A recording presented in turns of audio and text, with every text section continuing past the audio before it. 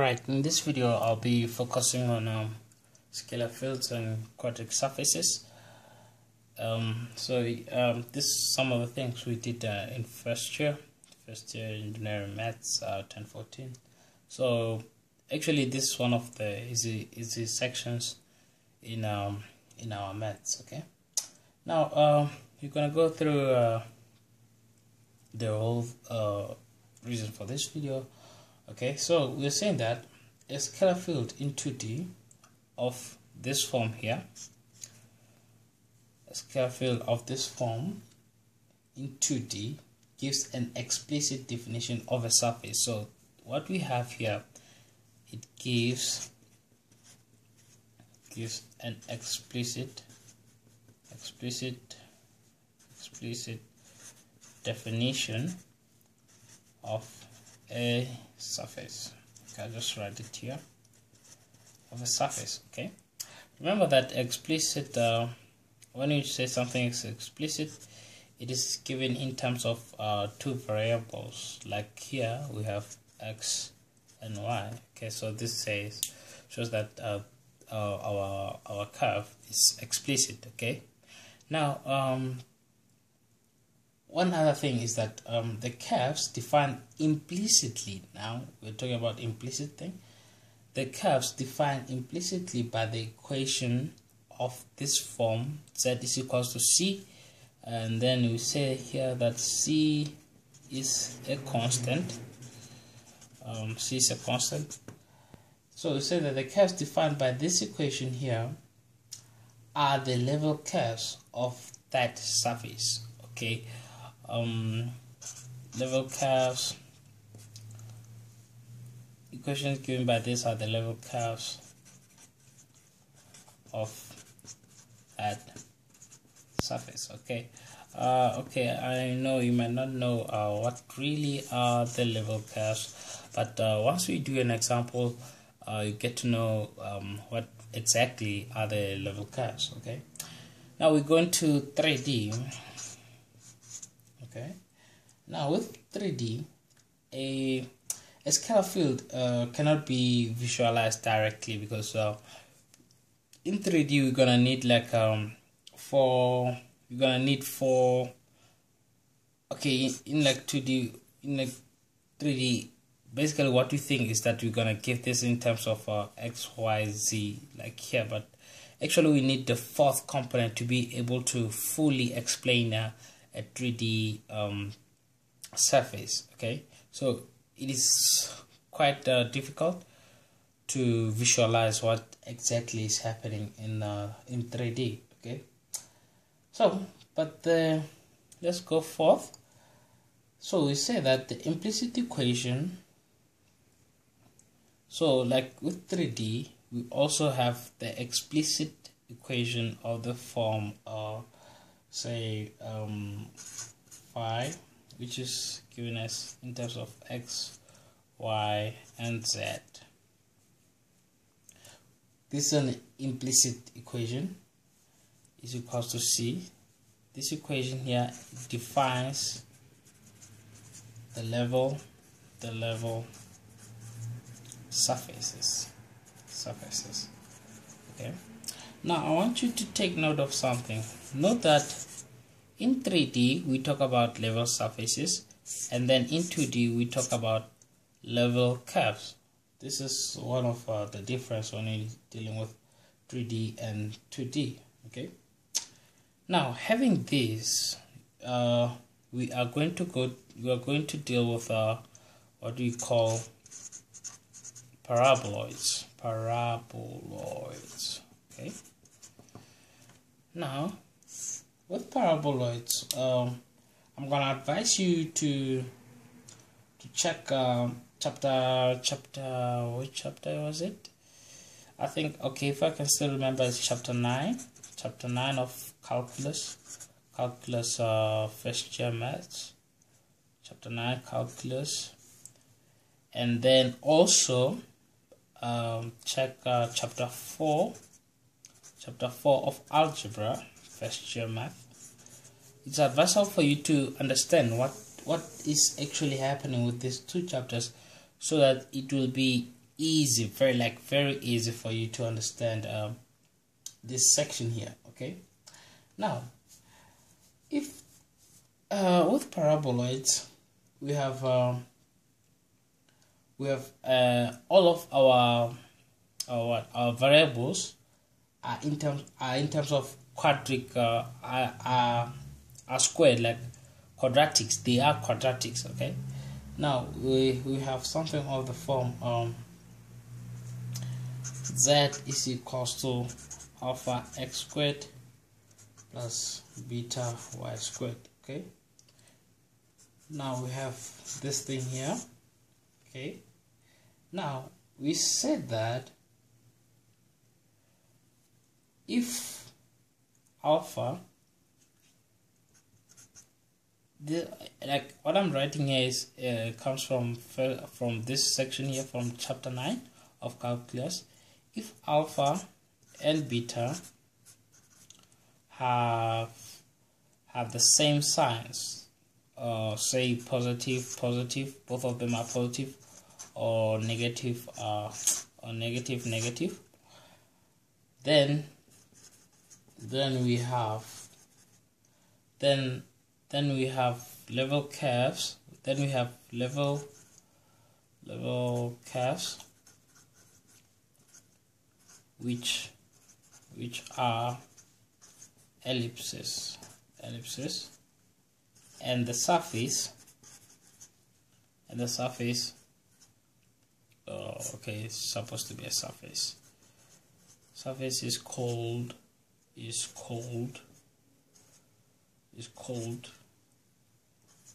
elliptic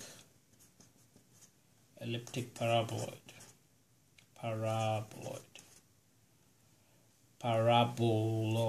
Okay, and then this elliptic paraboloid can be either a cup or a cap, depending whether these two, alpha and beta, are both negative or both positive. If I'm try to do that here, say we have something. Okay, I will try to make it I don't know, look much better. Say, so if they are all positive, we'll have something like this. They are both positive. You can see that will correspond to a cup. You can see that it's like hollow, like up. And then if it's a cap, like when alpha and beta are negative, you're gonna have something like that is like looking downwards, like, yeah, facing downwards, like that. Okay, now we're gonna go to when alpha and beta have different signs. So if alpha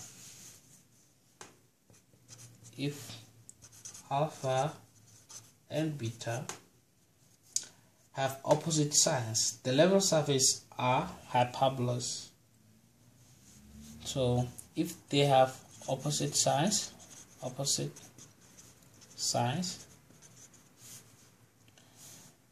level surfaces are hyperbolas, and the surface is called hyperbolic paraboloid.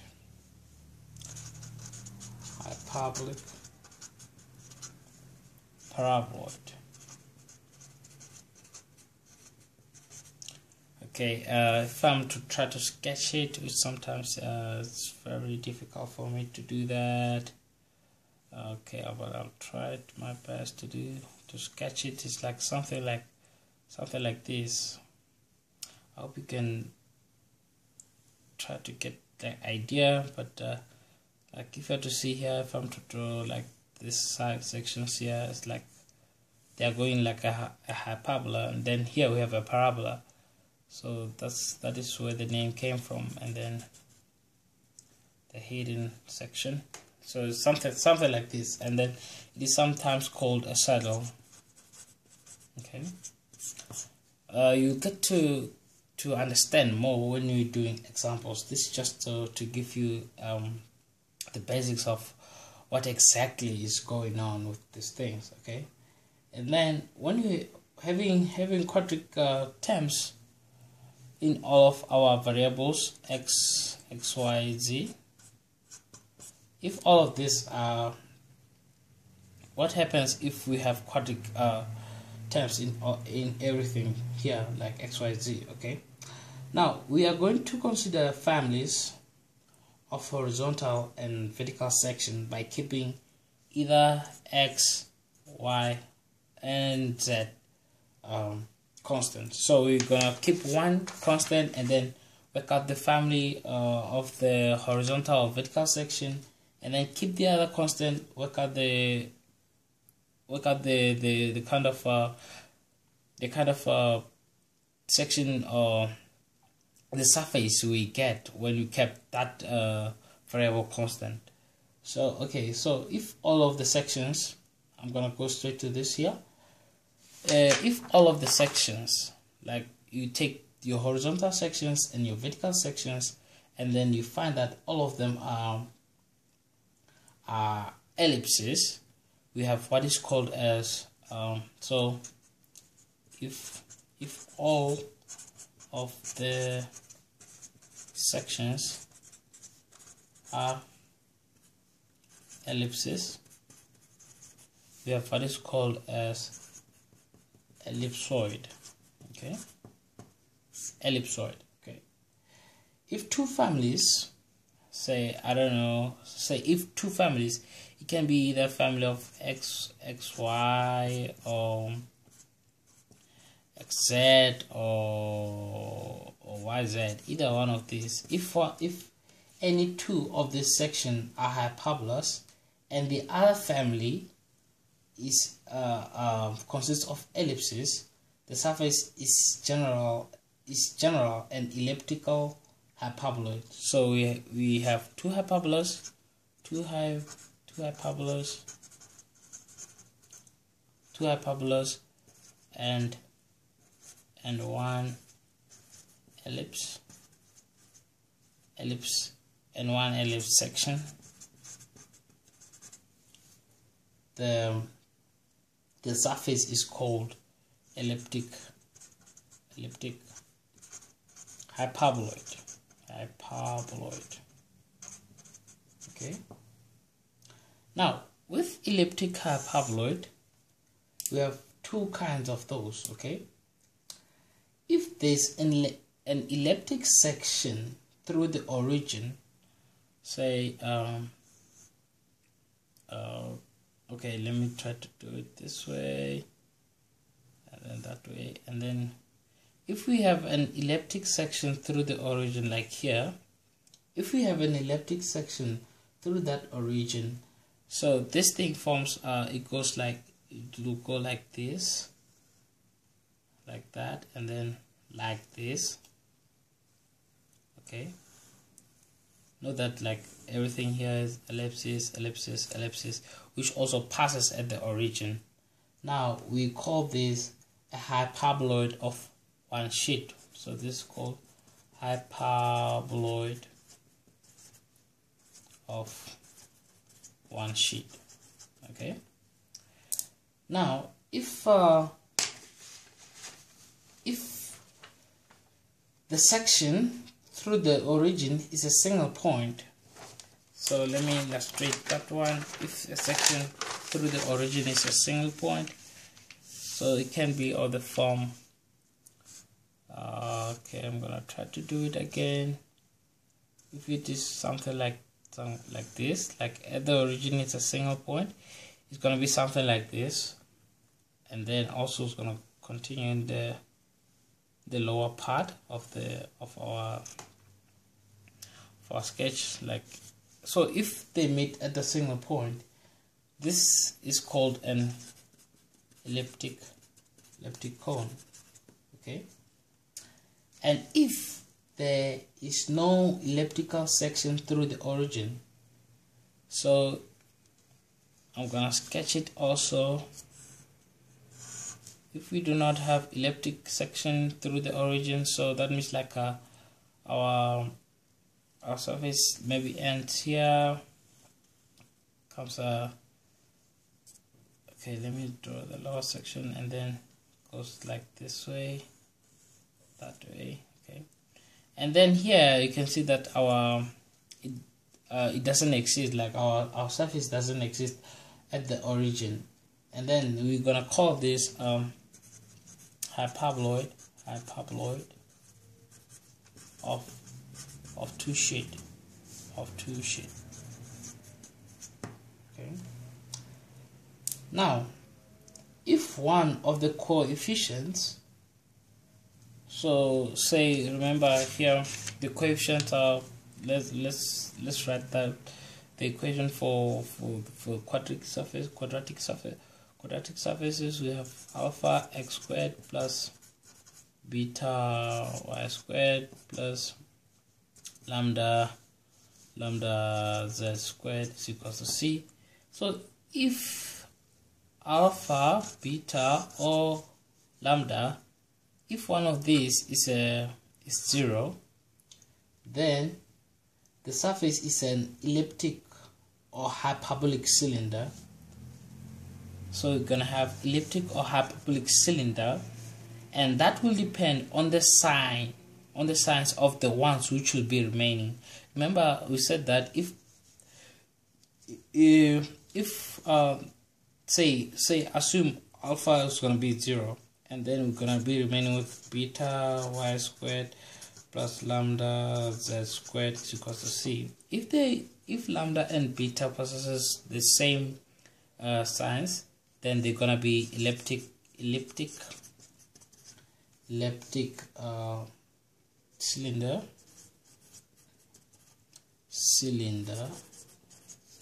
and if they possess different, like opposite signs, then we're gonna have a hyperbolic